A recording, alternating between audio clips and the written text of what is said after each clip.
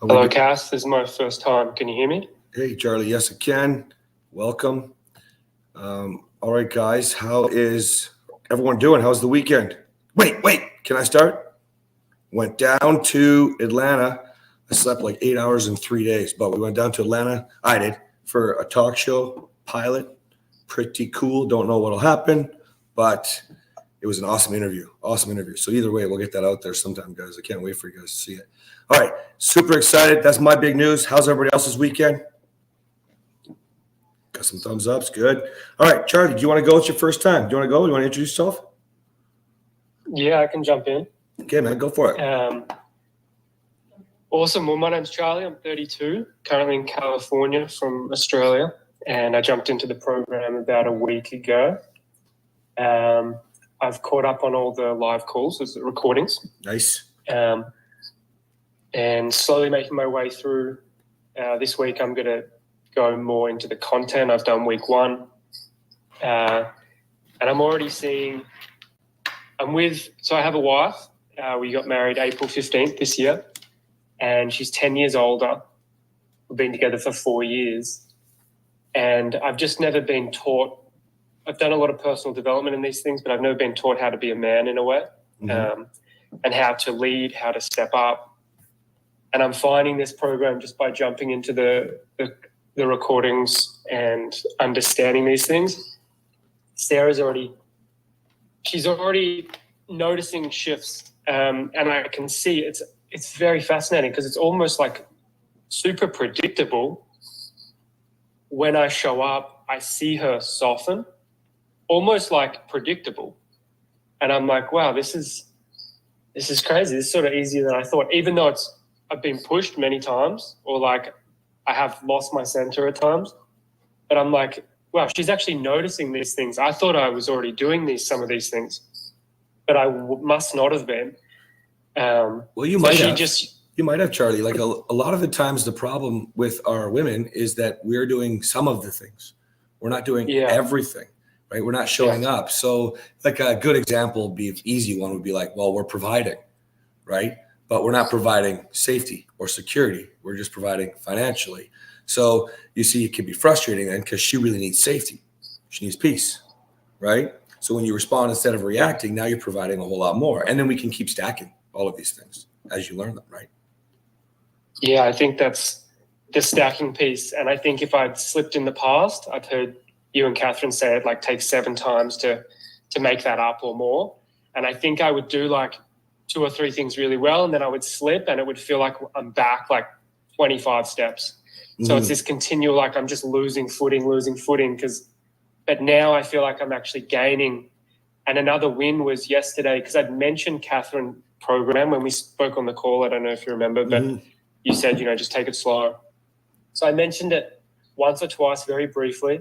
And then I've just been showing up, doing the recordings, going through the training, taking more responsibility, structuring the day, these type of things. Yep. And then yesterday she was like, hey, I think, I would actually like to do that training you mentioned last week.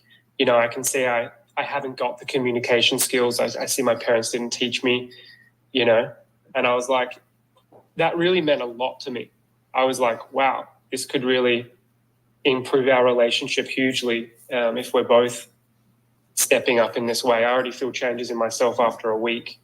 That's amazing, man. And you're right. You're blessed. You're going to see some people nodding or shaking their heads here right away because, when you have a wife who's super on board and ready to go, especially with the speed that you're talking about, this is amazing. Catherine recently on one of the podcasts made a joke about, people say 7 positives to outweigh 1 negative. But marriage is more like 700 because you've taken all those steps backwards, right?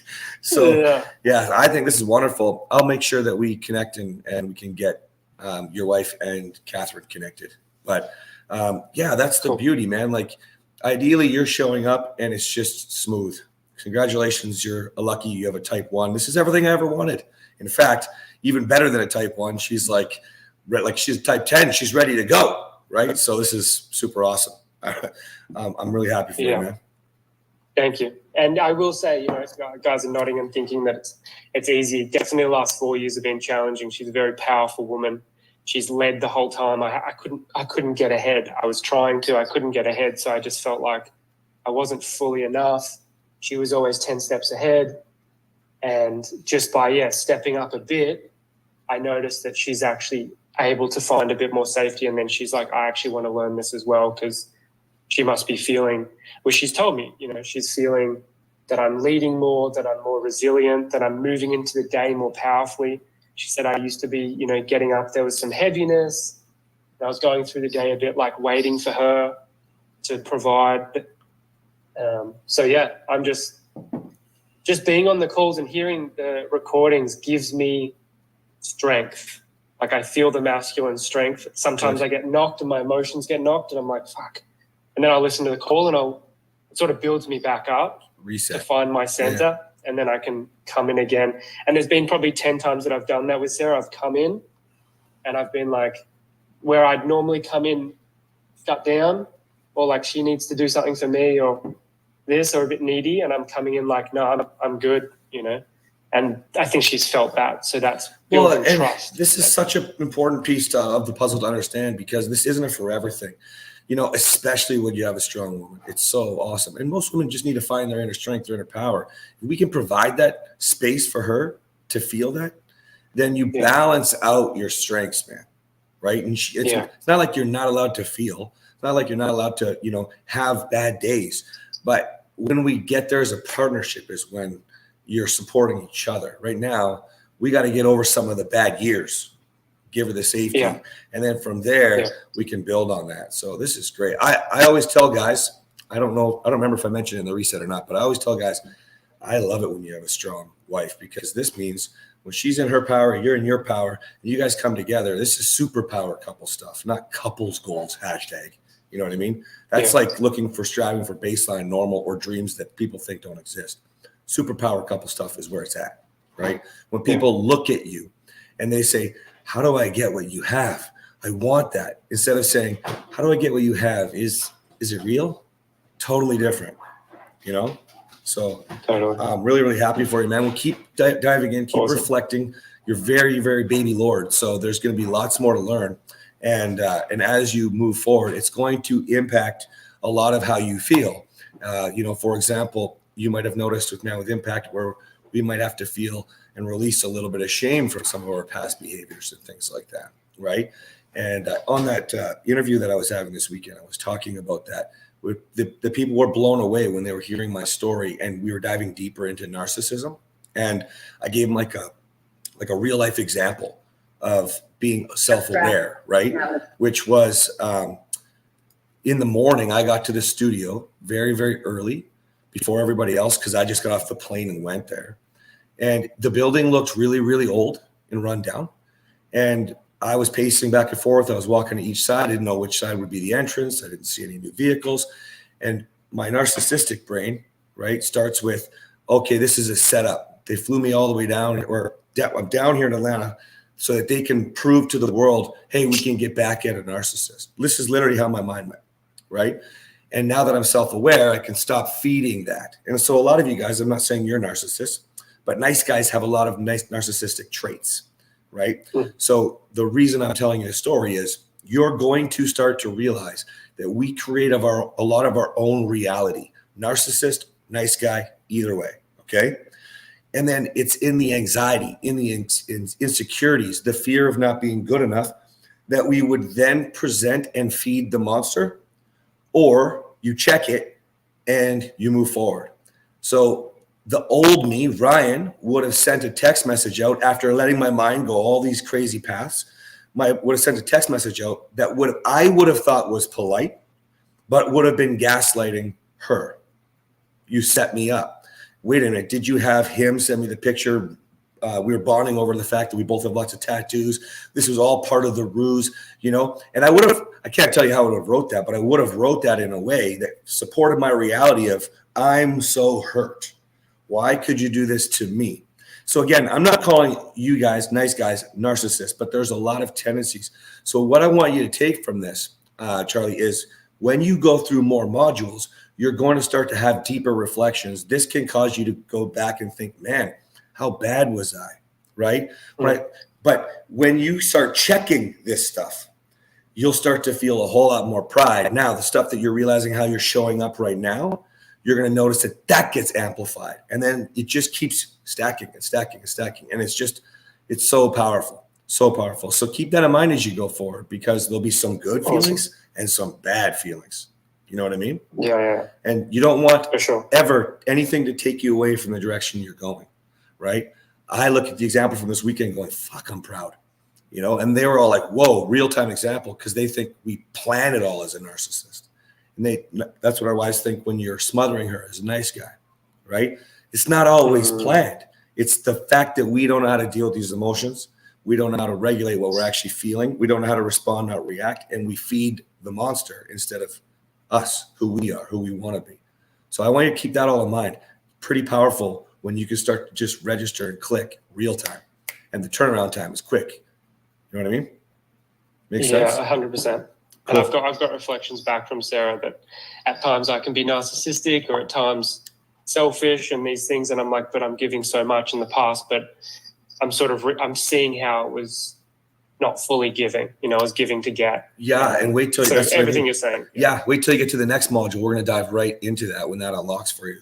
And it's going to be, it's really, really powerful. Again, I want to stress this does not make you a narcissist, but I mean, when I was learning with the nice guy, I specifically asked Glover a lot, I wanted to hit it home. Like, is it possible? Can we say it? And there was no commitment for it, and rightfully so, however, I think that it's important for nice guys to recognize, because when you are giving to get and you're really focused on you and you're self-centered and you're love bombing, even if it's, and like you'll say you're not a narcissist, but that's what that is. It's a love bomb. Right. And then you go back to who am I? What am I getting? You don't give me enough and you're keeping score and you're doing all this shit. Start losing your power. You start blaming. So it's pretty crazy, pretty wild when you start to reflect this deep, even if it's like what you said right there. She said that, I presented myself as a narcissist. Even if you're like, I don't know, it's just valuable insight for all of us to understand. Right. Then you can reflect and have a turnaround time that's so much faster. Okay. 100%. One of the challenging things was that I would view her as she's not giving anything to me. We were sort of in a standoff because I wasn't providing safety, so she wasn't giving me the feminine energy or these things. So I'd be like valid in my point of view of like, not valid, but my ego was like, oh no, like I'm not going above and beyond. I'm not getting anything. So it was sort of a standoff. Yes. And now I'm actually coming forth thinking like, okay, I don't need anything. And then she's feeling that, I think. And then I'm actually starting to receive, a bit more. You take the pressure off. So let me explain this for those of you who haven't really connected the dots on it. So if you give to get, essentially the moment you feel like it's not reciprocated, you start to feel that loneliness, that pain. It's always me. It's just not fair. Essentially, those are the guys commenting negative on my social media, not you guys in the program. Okay. Mm-hmm. Then you start to lose your power. Right? This is all in the nice guy triangle. You lose your power. And what you do is you blame her. And the reason that we call that losing your power is because you stop taking responsibility for what can I do.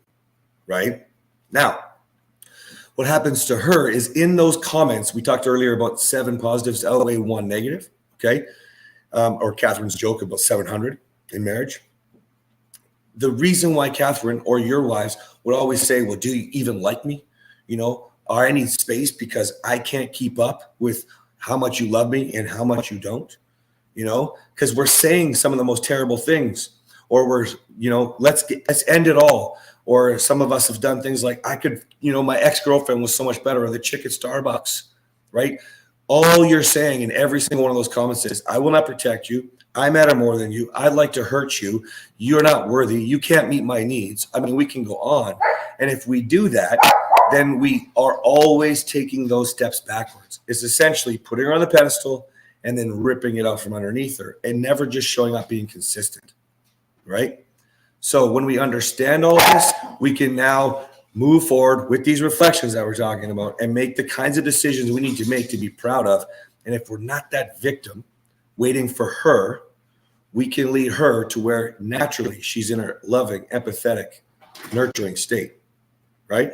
No matter how strong and powerful she is, That's what women mostly are, right? And so you will ultimately get your needs met. So instead of us being the victim, we're doing the program and we're going, it's ultimately going to work out.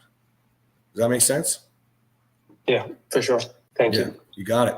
All right. I think, Matthew, you were next. I'm just going to let my dog in here. She's opening the door again. Go ahead, Matthew. I can hear you, dude.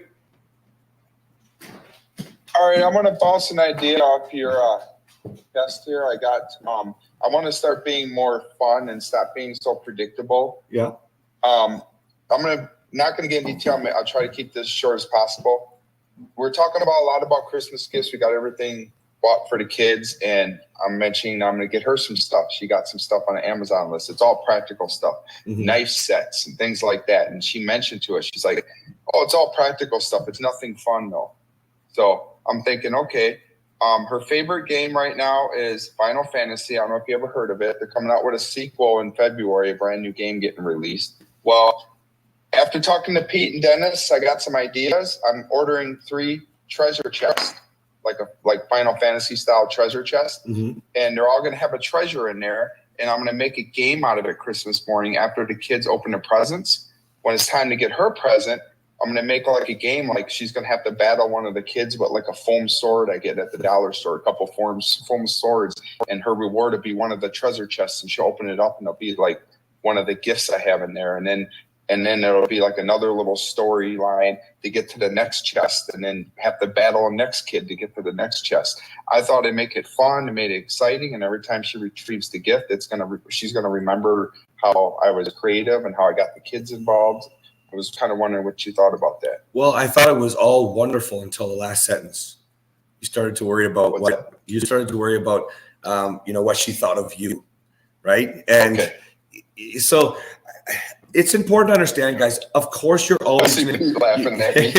Well, I think Greg and Pete were the first ones to catch it with me. There's like, it's not bad. I want you to think about it like this, though, guys. We're always going to wonder if we get a reaction. You know that picture of the dogs there that I got, Catherine? I wanted her to be happy. Obviously, it's called game-changing gift giving for a reason, okay? But it's not about what she thinks of you. It's about the joy you're trying to deliver to her, right? So I loved everything you said, because I don't know. I never played any of these kinds of dungeons, fantasies, or whatever, but I can imagine if there's treasure chests, it's going to be an awesome, exciting thing. Knowing what I know about your wife and your family, bringing the energy that you've always done with this sort of style is phenomenal. So I think it's great. Yeah. So I think maybe you needed to hear from me that it was okay, which would also still be your nice guy, okay? Because you got great insight from the Lords, and then you wanted to double check it. Overall, I think it's wonderful, but I want you to check that nice guy side, okay? Okay. Is that cool? But I'm enjoying and having fun planning and putting this together and getting the kids involved. So whether I need to take her reaction out of the aspect and just be like, this is what I want to do. This is what I like doing for her. That part is true, except for you don't have to take her reaction out of it. It's just her thought of you needs to be removed.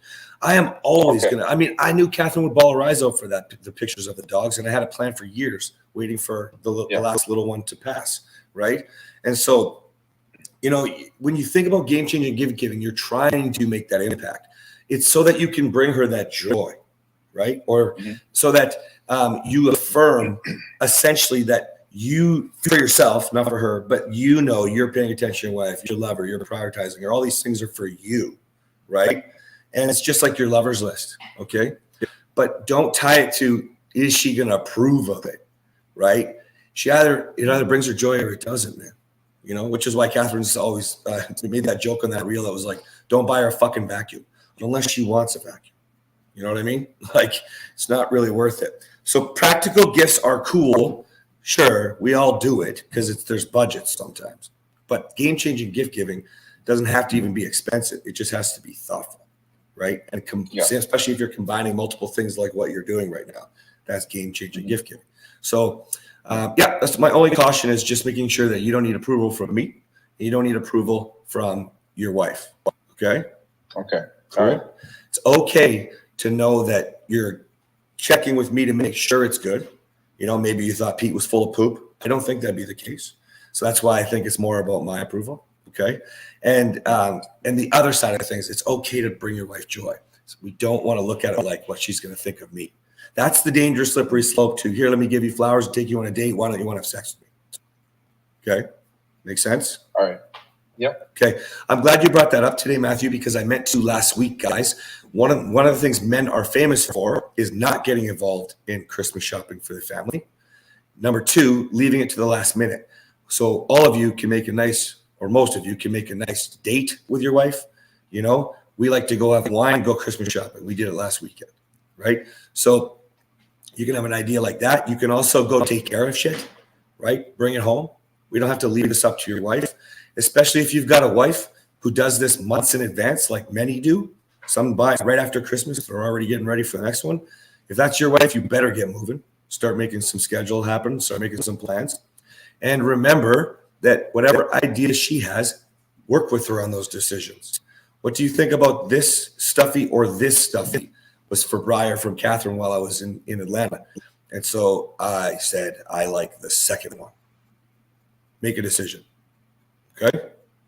Everybody on board with this? Okay, good. All right. Anybody need any more help with gift stuff? Okay, let me know if you're reflecting and thinking and you do. Okay, I think you were next, Bill. This is a really tough weekend. Friday, we had to put the dog down. Oh, and this sorry, is Dawn's. Man. Yeah, this is the first pet that Dawn ever had, aside from hamsters Who's he? and such. Yeah, man. And And go ahead. I'll wait for my question. Go ahead. well,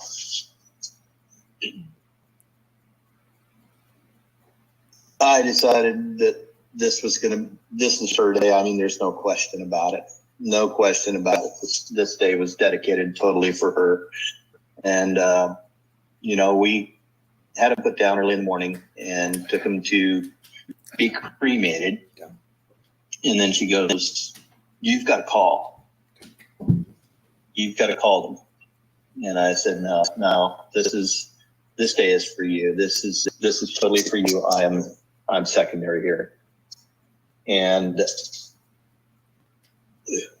I said, I'm going to take care of you today like I should. And, it went as well as to be expected. Up until about the time that we got home. She cried when we came and picked up his ashes. And then we got home and she blew up.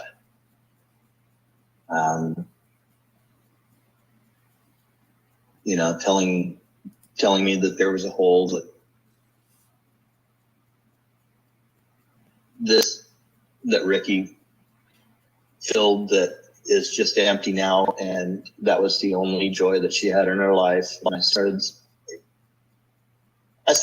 thinking about it, and I could feel myself starting to get resentful that she would think Ricky was the only thing that caused joy in her life. But then I realized that no, she's grieving now. She's hurting. She's angry now because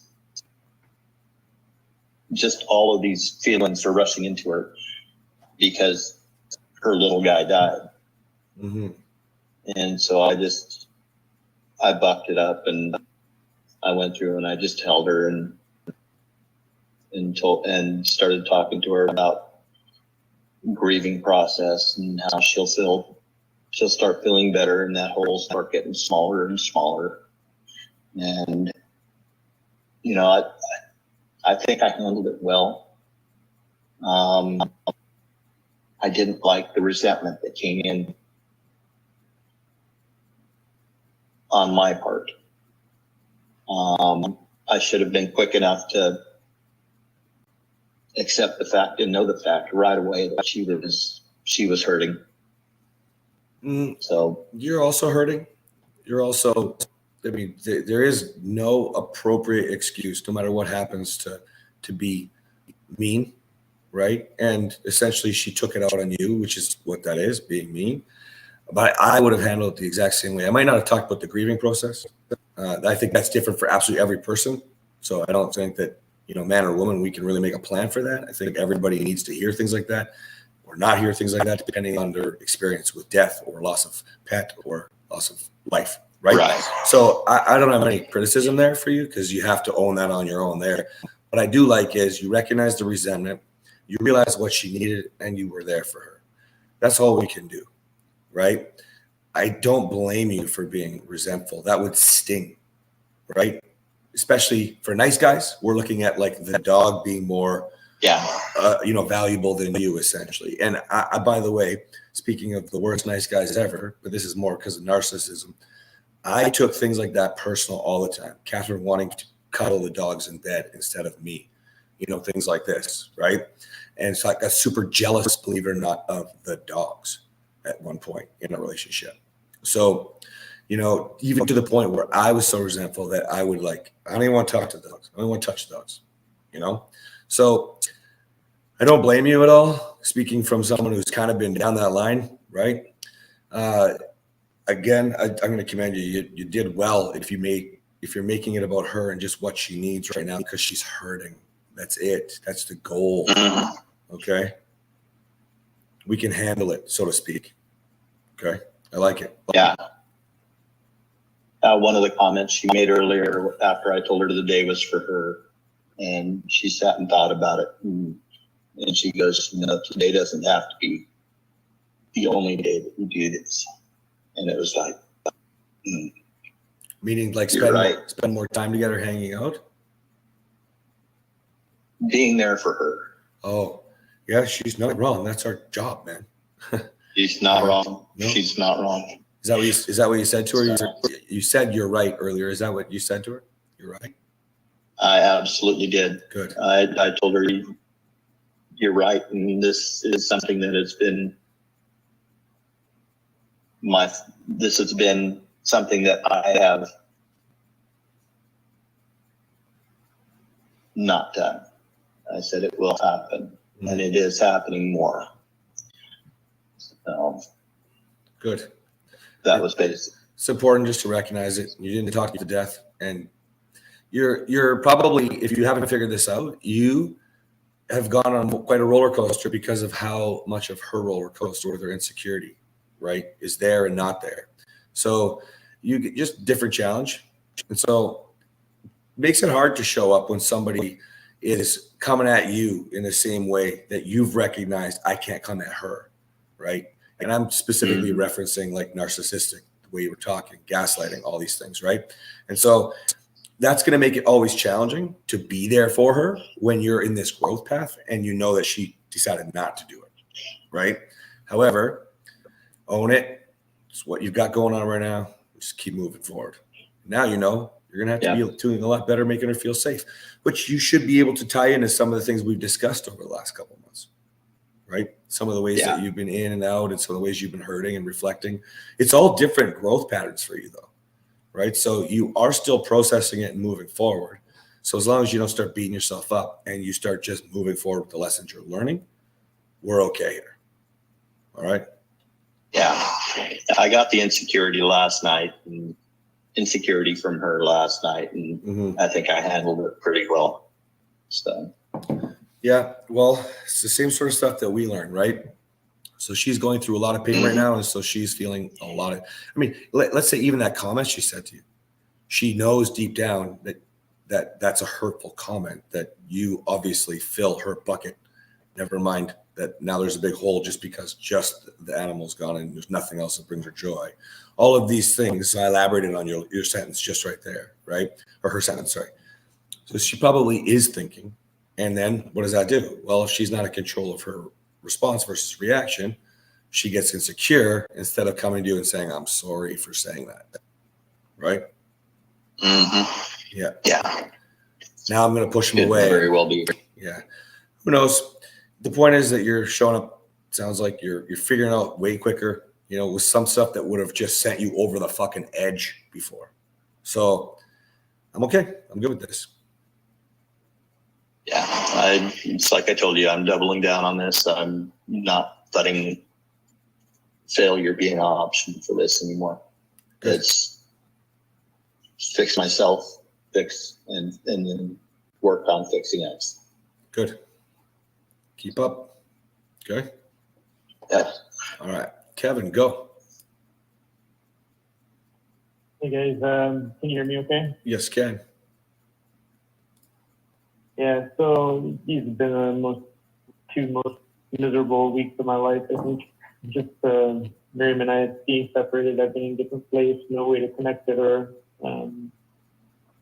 Very painful. But today we had a meeting with a therapist. It was set on the calendar before I ever started the program. The next time we talked about how to find a way forward, and she's very much stressed because, you know, we're over here in Africa and our adult kids and their spouses are coming for Christmas this coming weekend. Very awkward, very terrible time to be at odds. And in some ways, looking back, this has kind of come out of, in some ways, come out of nowhere. Obviously, I'm taking responsibility for what I've done, what I've said, how I've hurt her. But as we met today, I was hoping that things would kind of be on the up and up. And yet I am back in the house, but in separate bedrooms. And she wanted me to move my stuff out of our bedroom so that, you know, she wouldn't feel, what she's saying is she feels threatened, you know, like a bodily response just being in my presence. And it seems overreactive to me, like over the top. But she's holding very strong boundaries. Would prefer me to be a neutral person with no marriage ties. You know, not to touch her, not to even approach her with any kind of I don't know, kindness or gesture that would require a response from her, because she just doesn't want to feel bad saying no. That's okay. That's the kind of person, which is most people, that's going to say, you're making me feel bad because I don't want to. You're crossing my boundaries and you're making me feel this way. You show up and be you. It's awesome. You can move your stuff out of that room because you're already out of that room. So you don't have to heighten the threat experience for her. And you also don't get to tell her what is threatening, right? That's her wounds, her trauma, her pain. But your job is to show up. Your job is to provide. I love the holidays. Holidays, naturally, people can choose to be a-holes, don't get me wrong, but naturally, you want to feel positive, especially if there's other people involved. It's not just you, right? Their family's there. Now, I'm not saying we don't get family drama and all this, but who do you want to be? You can have all kinds of bullshit with the family, with your wife or whatever, but you can just be awesome. Kindness was the word you used. Who the fuck says don't be kind? People that want to make sure that they don't have to deal because they don't want to believe you can be kind. They think it's fake. You haven't been consistent. But this is all part of the new you showing up. Kindness, joy, excitement, laughter, responding positively, even though you would normally react negatively to some of the things that she's saying. You know, I'll give you a really good example when she says, you're giving me a bodily response. I feel threatened being in your presence, right? Well, if you show up non-threatening, if she still feels threatened, she needs to see more of you non-threatening to believe that that's real, right? So don't let her lead you away from being the man that you're learning to be right now. Also, you're very new to the program, so you don't need to be touching her, like putting your hands on her back. So that stuff's all later for a lot of guys. Like, sure, many men do it before they get to that module, but things like that, even just trying to give her a hug, Merry Christmas, might not be the time yet, right? You're just back in the home, you said, so that's a massive win right there. We'll go with that. Okay? Yeah, thanks, Pat. Yeah. Is there any specific questions you have, or do you just kind of need to process it? Yeah, I just feel so stuck between a rock and a hard place, trying to demonstrate the new me without crossing any boundary. And they're very, very clear. You know, they're very subjective, or how she feels, or Well, she's still processing, it sounds like, too. You know, most people don't know how to use a boundary or what it's for. They're just all told to lay a boundary, right? Because you're supposed to be preventing bad behavior that's coming towards you, right? Or stopping it, right? So don't look at it like, this isn't, I don't know how this is going to go, what's going to happen. Look at it like, who do I want to be, right? You're not doing anything inappropriately, right? You're not actually touching her right now if she feels threatened physically. So don't touch her right now. Let her see verbally. Let her see the 80% body language and tonality, things like that have nothing to do with words, right? Let her see you grounded, not pacing back and forth because you're stressed out from the way she's treating you or things she's saying to you. Let her know, feel it. You're masculine by you coping and dealing with the anxiety and learning how to process what you're actually feeling. Let her feel the strength in the man that you are becoming, not the man that you were, the weakness in that man. Okay? Then she'll start to feel more relaxed. That's what, when they talk about masculine and feminine, that's what they talk about, is her falling into you, flowing into you, relaxing into you, right? Just we weren't in our masculine if we were towering over her, saying the things we were saying, or if we were physical, or if we were hurting her, right? That's not masculine. None of that's masculine, right? Yeah. Okay. Get her grounded into safety right now. Okay. Trying. Yeah. You sound really, really discouraged. And I think it's probably, there's lots of things, you know, she's really saying no. You've got the holidays coming up. That's a pressure cooker situation for a lot of people, right? And also, you know, even from our first call, Kev, like, you know, you're concerned that it's too late. Don't think about these negative things. Focus on who you want to be. That's all you do right now. So you focus on what is the man, or what's the man that I want to be doing, right? Does that make sense? Yeah, it does. You'll feel, and it's working, and I can feel it working inside me. You know, where I was desperate before, like, who will I be without her? I've already kind of beat that. If she decides a month, 6 months from now it's over, I'm gonna make it. You know, I'm determined to be the best husband I'm gonna be for my next wife, and I just pray it's gonna be her, because I know, you know, I want it to be her. I don't want, you know, but I'm getting there. And well, I'm growing. what's what we always talk about, right? Surviving without her is different than dying without her, right? Depending on the context of how you use it. I can survive without Catherine, but I would die without Catherine, right? Now, try to frame it always, though, that it is her, right?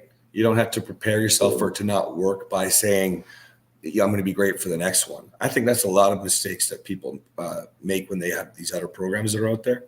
And I used to say it too. I still will say it on a call, depending on how the call goes, to invite somebody into the program. It's really about detaching from the outcome, because you can survive without her. What you're actually looking for there isn't a her or not her thing. It's not a married or not married thing. It's not a winning or losing thing. It's a confidence thing. It's a security thing. It's a response versus reaction thing.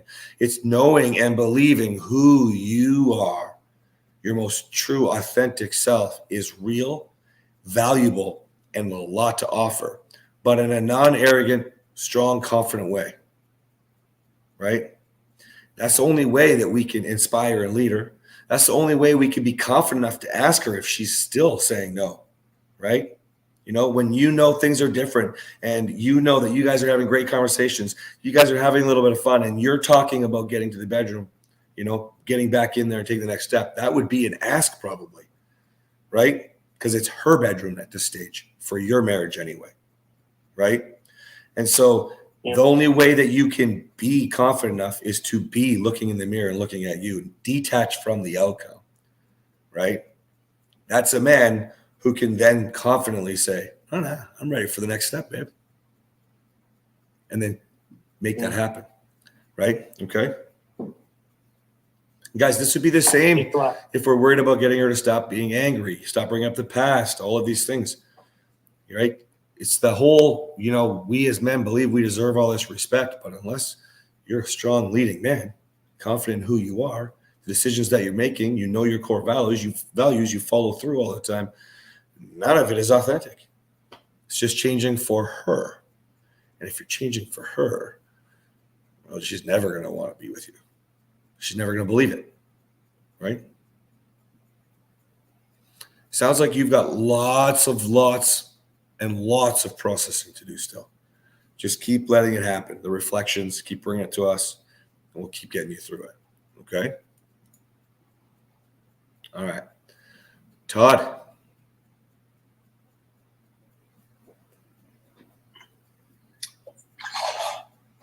So what you were talking about just a few minutes ago is kind of what I needed to hear as well, because I'm in a similar situation. My wife just issued me a no contact order, meaning I can't touch her at all. It has nothing to do with like going to the police or court or anything like that. She just told us like, oh, I'm setting up a boundary. You're not allowed to touch me and all that stuff, even, for a hug or anything like that. So I've been unfortunately on a negative trend in the past few weeks since Thanksgiving, and it seems like now things are being magnified a bit more. Can you pause for a second, Todd? Yeah. So it's not actually a no contact order, correct? It's a boundary. Don't touch me. Yeah. Okay, like, hold on. Yeah. Any more clarification too? So you're still living in the same home? We haven't talked in a while. You're still living in the same home? Yeah. Nothing has changed my living situation. Just that my wife. You just got to be a little more careful the way what we know as no contact orders is quite different. So yeah. One's legal. Okay, so now carry on, please. Things have been rocky for the last 3 weeks, right? What's Yeah, so basically, I have family members come we have family members for Thanksgiving. My wife, as usual, went all out when it comes to preparing for the whole event. And then the next day, Friday and Saturday, I had planned what we're going to do together with, everybody. So I had, one event for Friday, one for Saturday. So, and then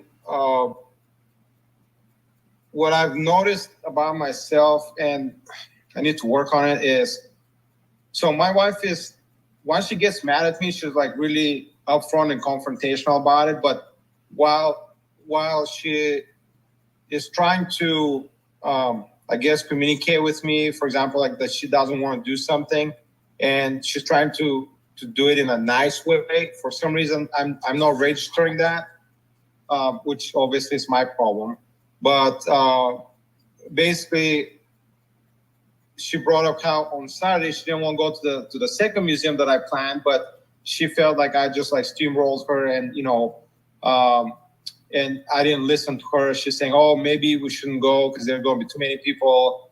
Or maybe we should do something else." So the way that she expresses her disagreement with what I suggest is not by saying, "Hey, I don't want to do that." It's like asking questions to lead me away from what I'm trying to plan, which now it's easy to see after the fact. But well, most people don't have the negotiating skills to use questions to lead you away from your plan.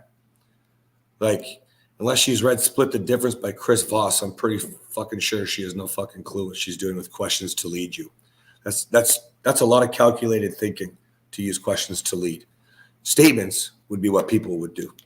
And I'm not saying she hasn't read the book. I'm not saying she hasn't figured it out all without a book, but it's just pretty uncommon. My guess is she's being curious, but she's also laying points down, and it's confusing you, right? Meaning you don't listen to me, but also why would we do this, right? When we could do that, right? And so, it's things like that are so simple, man, especially if you have a bunch of family in town. It's like, you know what? That's a pretty good thought process. I don't know. I tell you what, why don't we just give everybody the option? Because then your wife's point, which is there's too many people to go to a museum, is moot. And you still do what you planned. And people that wanted to can go. Right? Well, what she was referring to is too many people at the museum. it was a children's museum, so she was worried that, there's going to be too many people on Saturday, which turned out to be too many people. And then after the fact, on Monday, some of the kids got sick, and obviously she was like, see, I told you we shouldn't have to go to the museum on Saturday. Everybody got sick from all those kids running around, Oh man, you just take everything so fucking personally. That's obviously not the case. You can get sick anywhere you fucking go. I was just in 4 airports. Okay? Like come on, like at the end of the day, don't take things so personally. This goes back to more of what you were talking about earlier. You do need to connect more with her. You've talked about not really understanding her for a long time. You've got to stop and get clarification when you're talking to her. That's what this is really all about, I think. And then she doesn't like you, so she's starting to interfere with plans and this and that, and everything's your fucking fault, right? But I mean, come on. If we all lived through COVID, we all understand that everybody could have washed their hands at the museum. Like, come on. And Pete's looking at his hands right now. Should I wash my hands? So I don't know. I think that you're still just sort of only half in and letting her decide things for you, right? Now we're talking about boundaries with touch, right? My first question to you, for example, would be not when you think about making plans, how often are you making plans? How often are you going on those plans without her if she doesn't want to go? How often are you being a valuable dude with purpose, right? All of these things are way bigger than just making a plan for one holiday, because it would all feed into where you are now. Yeah.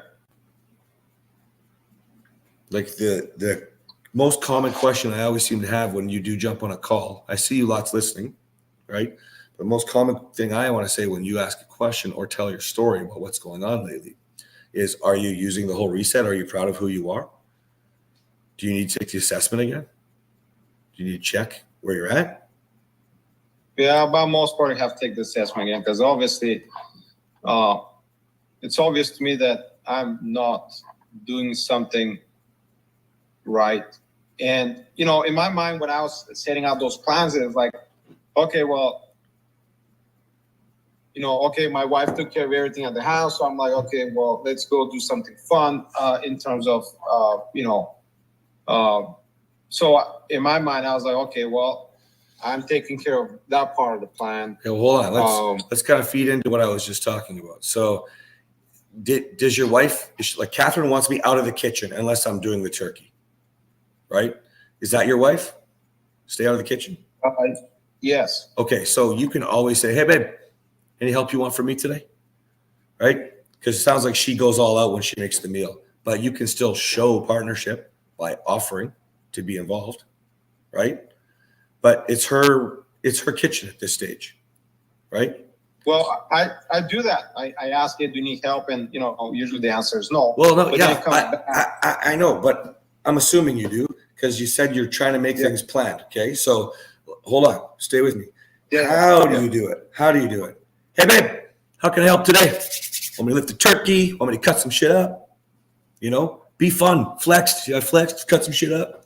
Like, be different. If you want different, start doing different. If she wants to fight and bitch all the time, why aren't you fucking fun yet? Why are you so afraid of her? Why? Secondly, if she does do everything and you want to take care of her, why are you not communicating that to her? Babe, I planned wicked fun for everybody just to say thank you for making such a beautiful dinner. Why aren't you doing that? Using your lovers list. Every holiday, you put so much love. We get a bigger meal than most people get. So much attention to dinner. Thank you for taking care of the family.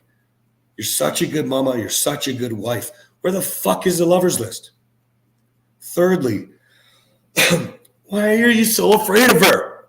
Why? You can't get anywhere if you're afraid of your little wife. Well, it's not really. I think I'm more afraid of the consequences if she decides to leave, because another thing that has happened is, again, it just goes to show that I have lots of work to do. But now she has, what is the word I'm looking for?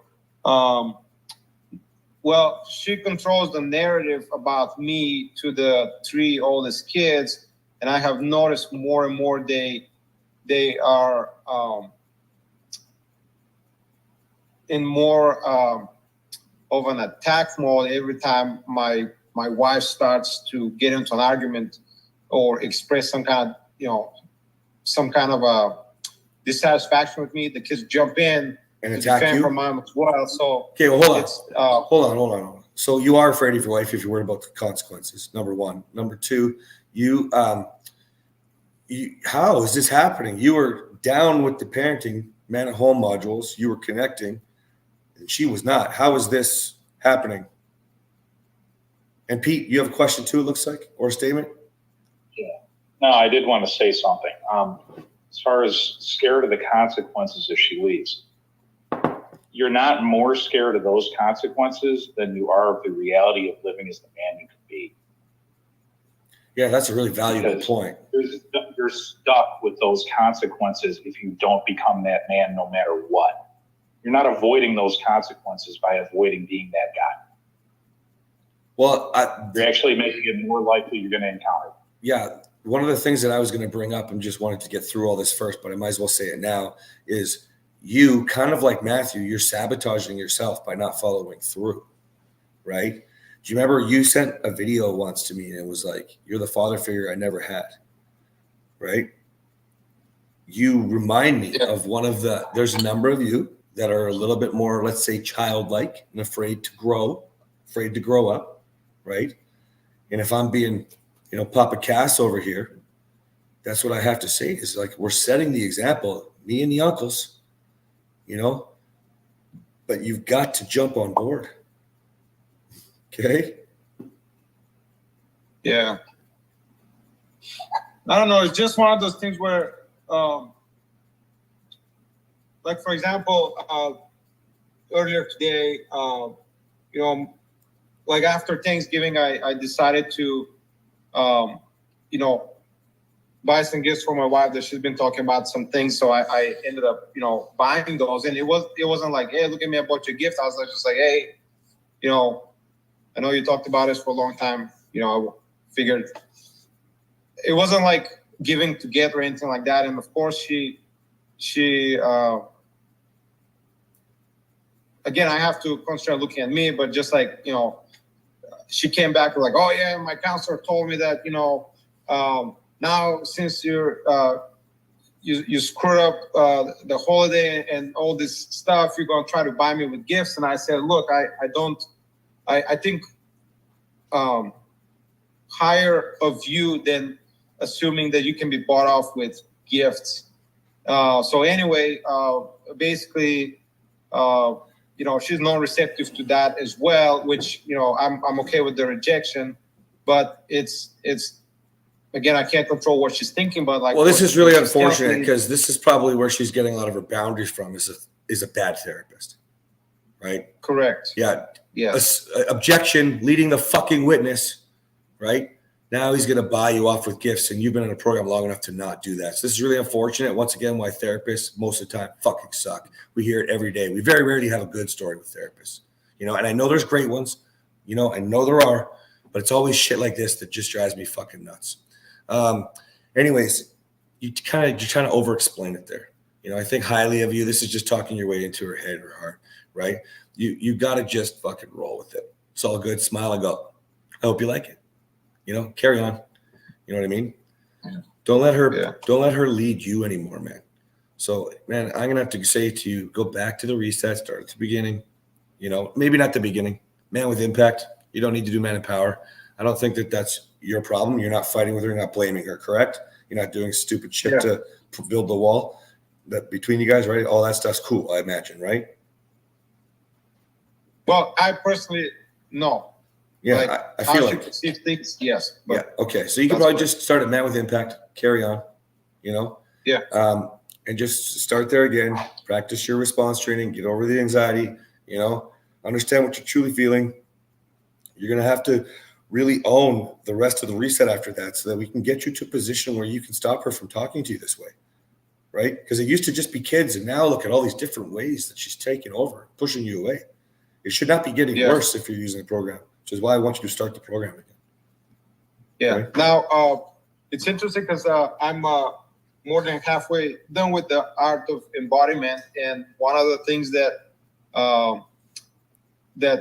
Young Bud is describing is, the whole clenching. So I noticed that when my wife gets into attack mode, I kind of clench my jaw, and then she also noticed that, and she said, "Aha, look at you! I just started talking, and you're starting with your clenching thing, just like a textbook narcissist." And I was like, "Oh crap! I didn't catch It's a myself." textbook narcissist. Give me a fucking break. See, most people don't even know what the fuck it is. Anyway, listen. So, body language. Again, we talked about this a little earlier.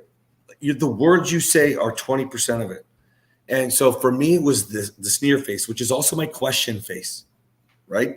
Like, it's unfortunate. It is what it is. There's some things I can't seem to control that. I can't figure that out, right? But I can't stop pacing around if it's a serious conversation, or I need my wife to feel safe, or I need to learn more from her, right?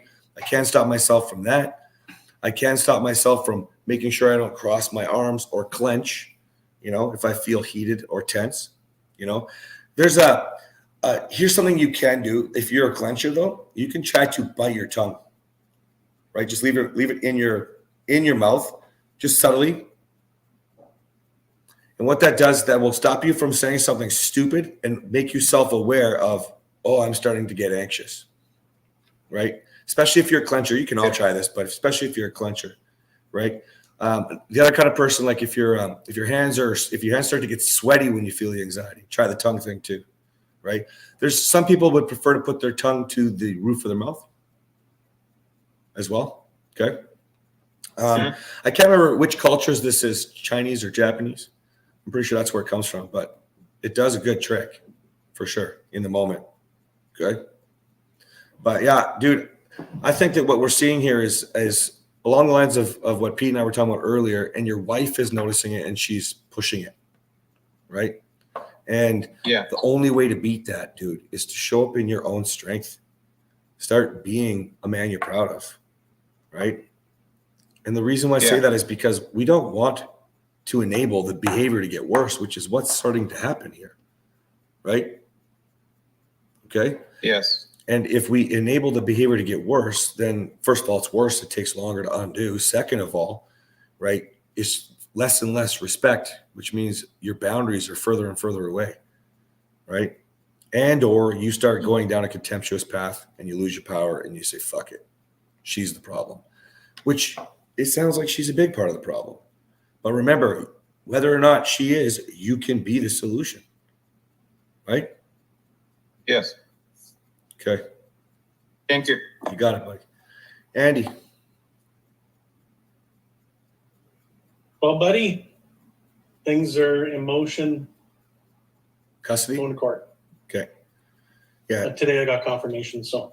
Okay. So court date will be in January. Okay. She'll get served before Christmas, though. Good. Yeah. The turn of events, guys, that really, really bothered me today was Andy's not being able to see his daughter for like a whole month because she's sick all the time.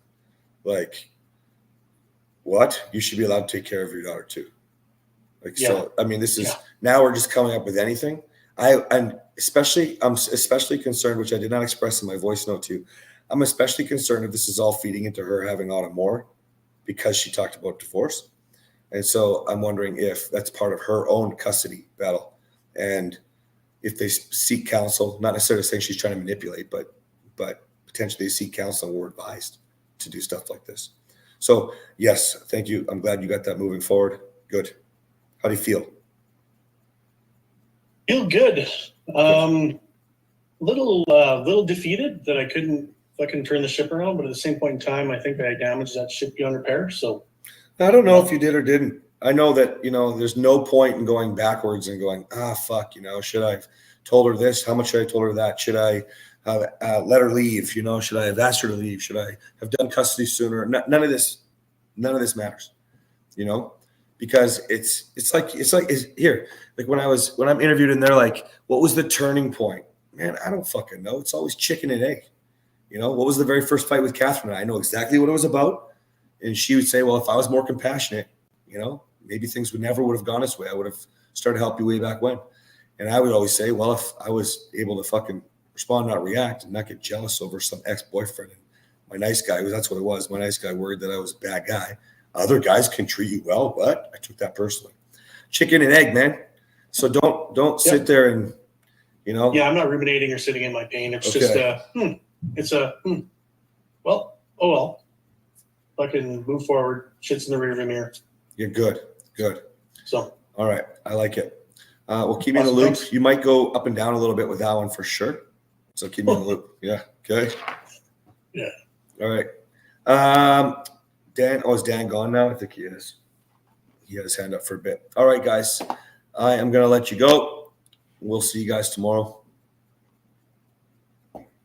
peace. Peace. Recording.